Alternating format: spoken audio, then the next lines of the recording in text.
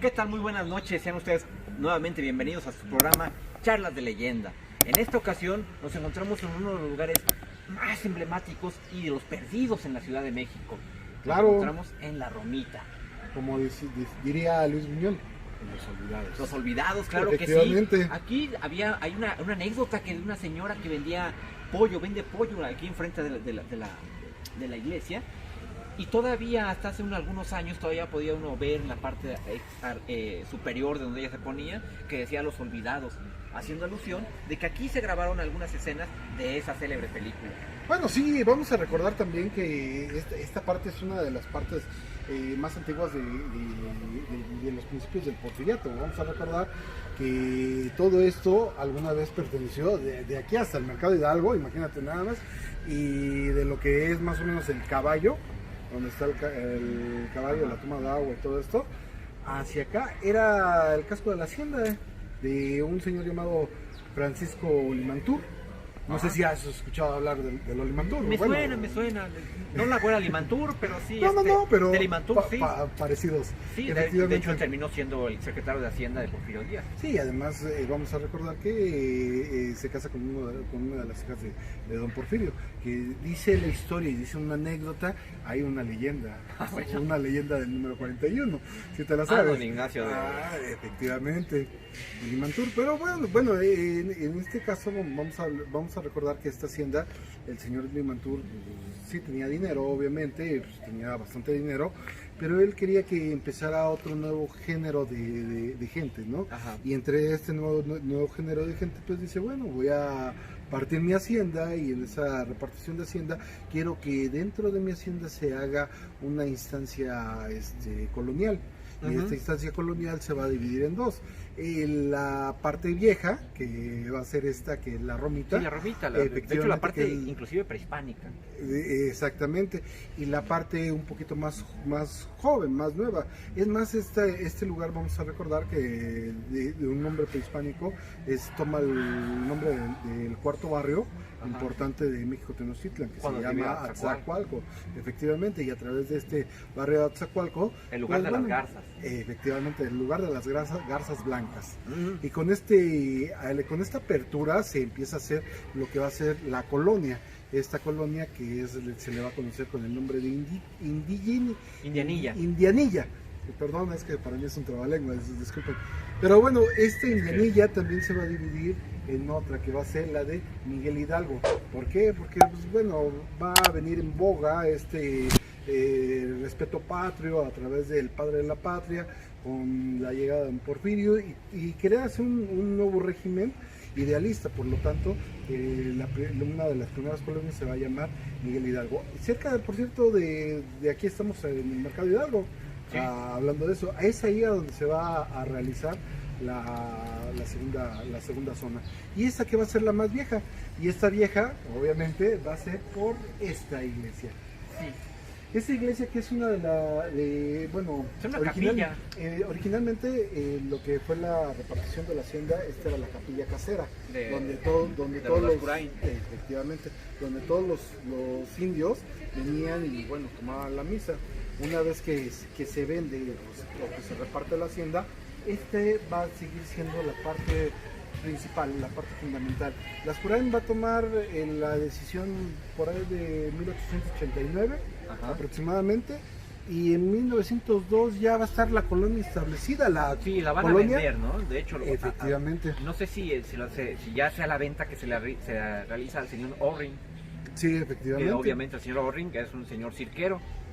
No, y además vamos a recordar que dentro de todo esto, vamos a recordar que si aquí tenemos la capilla, muy probablemente en la parte de atrás de nosotros estaríamos encontrando tal vez una tienda de raya, que es muy dado a lo que es una construcción porfiriana alargada completamente.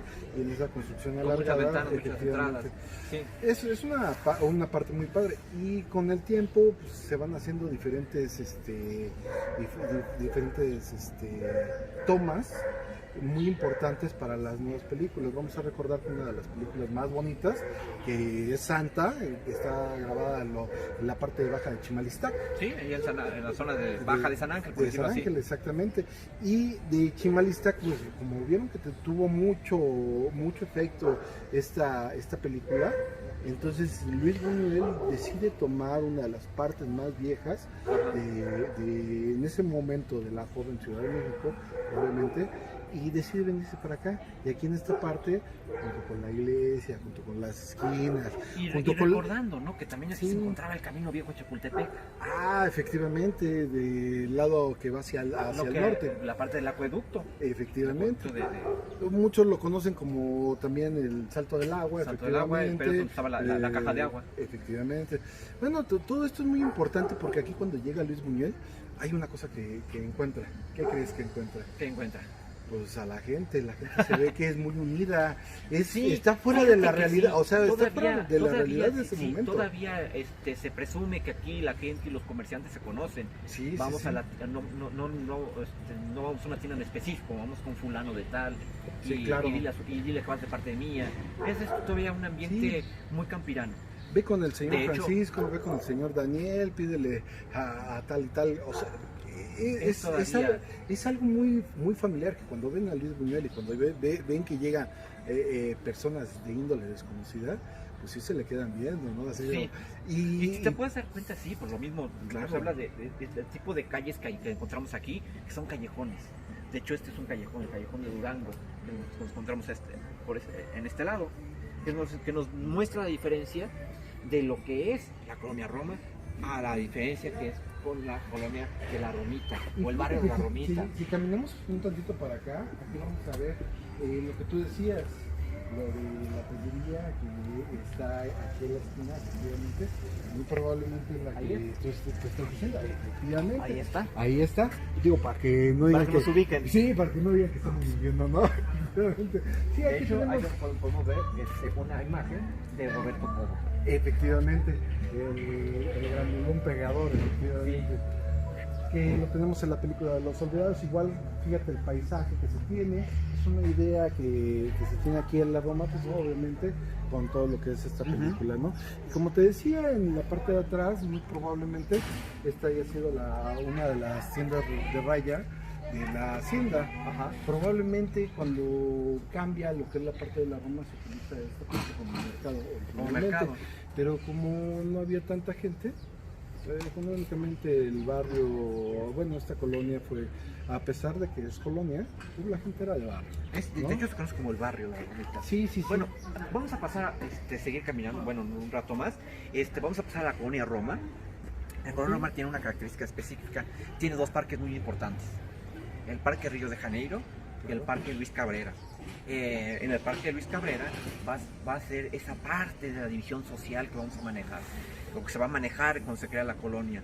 El Río de Janeiro es para la gente rica, la gente pudiente de la colonia Roma, y para la gente más común se va a hacer el Parque Luis Cabrera, más sencillo. Y del Parque Luis Cabrera hay anécdotas, porque fue también instancia de algunos poetas, sobre todo poetas no solamente nacionales. En este caso estamos hablando de que gran parte de poetas norteamericanos, de aquella llamada generación del beat, se van a juntar ahí. Su mayor mata creativa la van a tener justamente en la Ciudad de México. Y de ahí, pues vamos para allá. Ahorita, ¿te parece si viajamos para allá? Y allá nos cuentas allá más. Síganos, por favor. Generación del beat. Bueno, es una de las partes más bonitas realmente. Fíjate que hoy nos tocó un día bonito, con lluvia. La verdad, esta parte se alegra mucho. Es una de las partes más bonitas que tenemos, que es la de la Roma.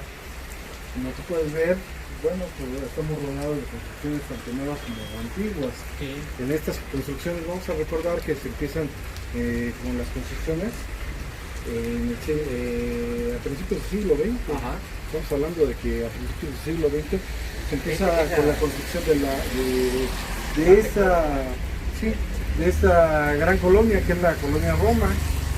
Ya casi de mover. No, yo no me mojo. por si acaso. No estoy sanforizado. Bueno, la colonia Roma fue una de las colonias que se forman durante el Porfiriato.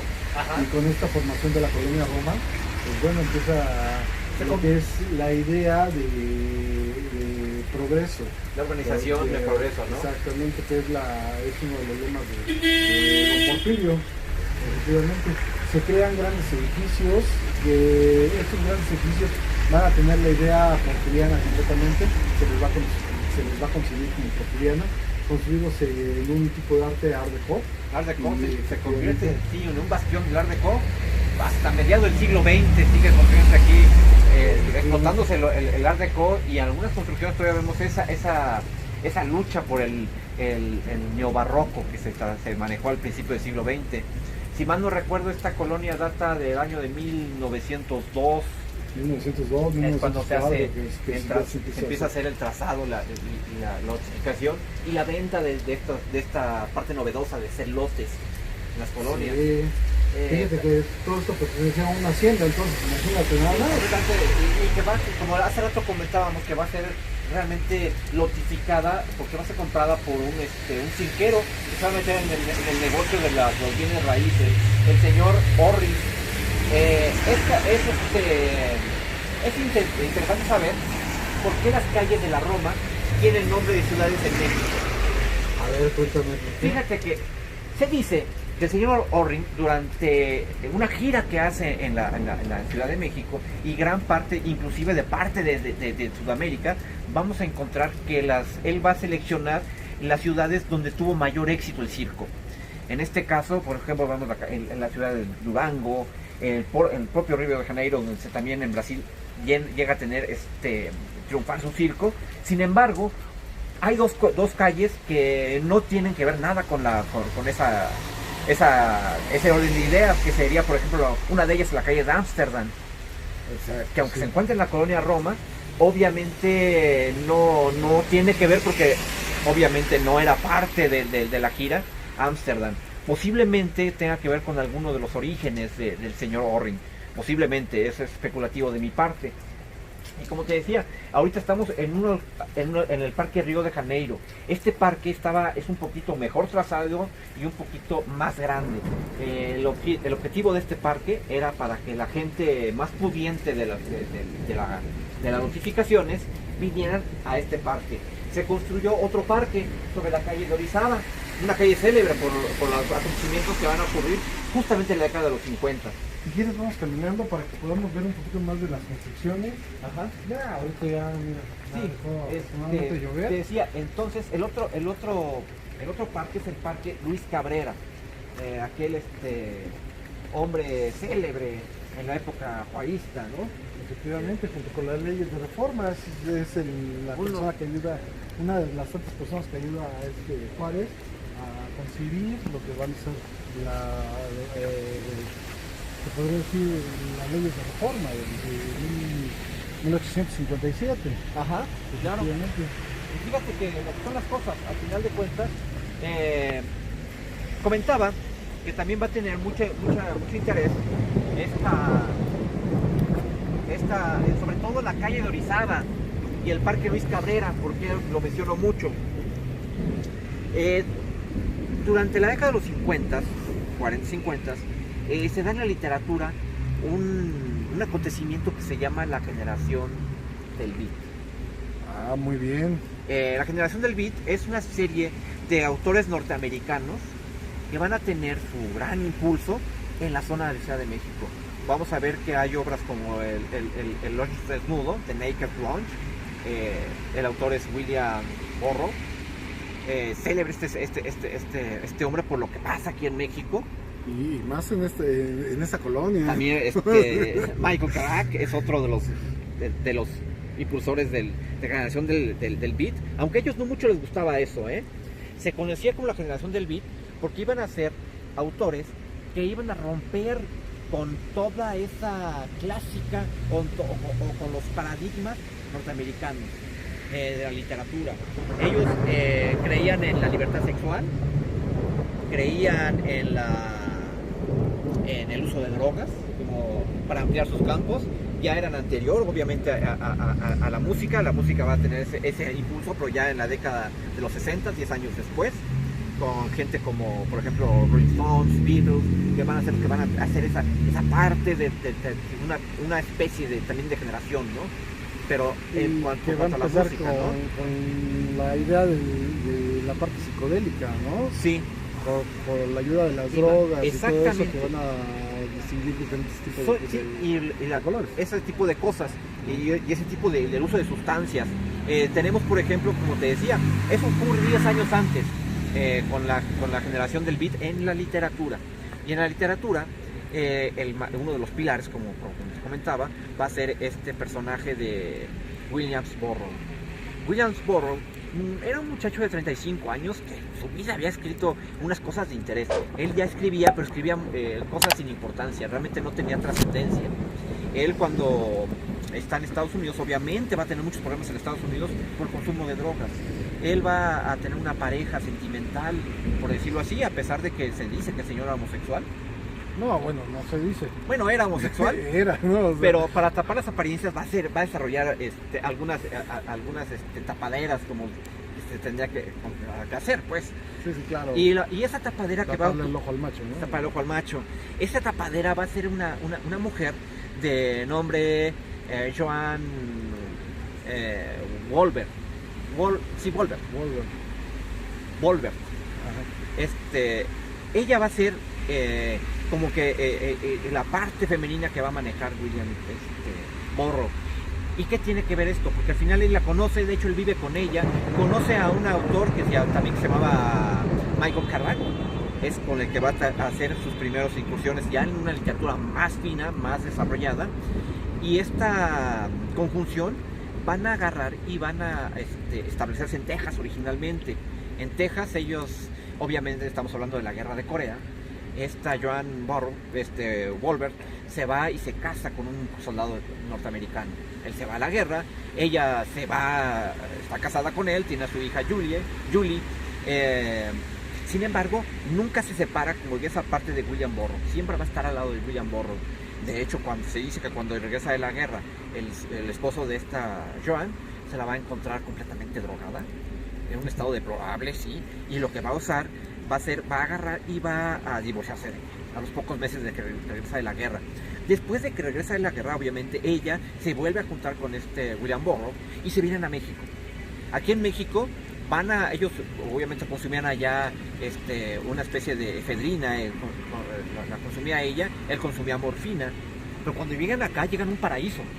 ¿Por qué? Porque las autoridades eran más permisibles con ellos, por un lado, y por otro lado también conseguían, él incursionó en el uso de la heroína. No, hombre, su campo creativo lo amplió. De hecho, él describe que en México, la Ciudad de México, todavía un cielo azul, él llama el terror azul del mexicano, que es el cielo. Así lo describe él en su obra de... Bueno, no había tanta polución, no había... Todavía la región transparente. A ver de lado a lado, los volcanes y todo esto.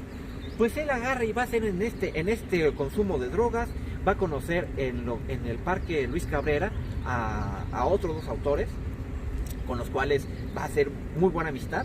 Él de hecho vivía en la calle de Orizaba, en Orizaba 110. 122, ¿no? No, en el 122 vivía su amigo, John Carrack. Él en el 110 va, de hecho el edificio ya fue demolido, pero él va a vivir aquí sobre la calle de Orizaba. De hecho, pero el punto de reunión que ellos van a tener va a ser el Parque Luis Cabrera. Ahí en el Parque Luis Cabrera ellos se van a juntar y además se van a ir a un café, a un after, que ellos acostumbraban mucho, el Bounty Bar. El Bounty Bar, el círculo bar, ¿no? Sí, el círculo bar o el bar redondo, sí, por decirlo así, el Bounty Bar, donde ellos van a desarrollar ahí. De hecho, Carrack vivía en el edificio donde estaba el Bounty Bar, en la planta alta, en el departamento se dice que en el 110. De hecho, si uno va al 110 y toca y quiere ver cómo es el lugar, obviamente lo atienden un par de solteronas, que no le permiten uno la entrada, Órale, no le echan una balde de agua fría porque no lo tiene a la mano, pero aunque realmente se cree que los hechos, al menos por la descripción que dan los hechos de la prensa en aquella época, lo sitúan en el lugar en el 108. Oye, pero a ver, cuéntame, ¿qué es lo que pasó? ¿Qué consiste? Pues bueno, ¿qué consiste esto? Resulta que ellos estaban en el bar, después del bar, pues vamos a, ¿dónde la seguimos? En la casa, vamos. En la casa, vámonos. A la casa. Y agarran y se compran más tequila, se compran más cosas y se van justamente al bar, al departamento. En el departamento, pues ya al calor de las copas, William Burroughs, él siempre cargaba una pistola 380. Y en ese momento él agarró y tuvo la descabellada idea de sentirse Guillermo Tell.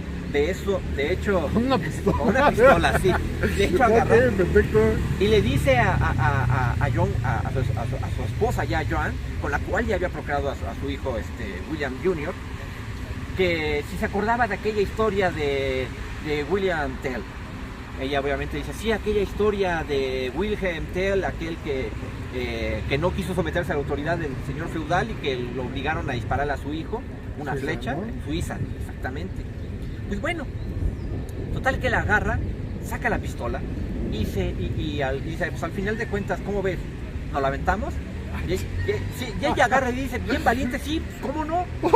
Éntrale, nos la jugamos. ¿Sí? No te preocupes, nunca has fallado. Le pone la manzana en la cabeza, la pone de perfil a Joan, y cuando saca la pistola y tira el balazo, obviamente los efectos de las drogas y el efecto del alcohol no hicieron que tuviera la elevación adecuada el balazo, y se lo va a pegar en la 100 a Joan. Obviamente se hace, por todos lados se llena de sangre, la escena es dantesca, ellos no saben ni qué hacer. Hasta que atina Kerouac de agarrar y llamar a la ambulancia, llega la Cruz Roja para recoger a Joan Wolbert, pero es tan profunda la herida que en el camino hacia la Cruz Roja de Polanco ella termina falleciendo. Sí, no fallece. No, si no falleció del primer trancazo, pues sí. Ya, pero bueno.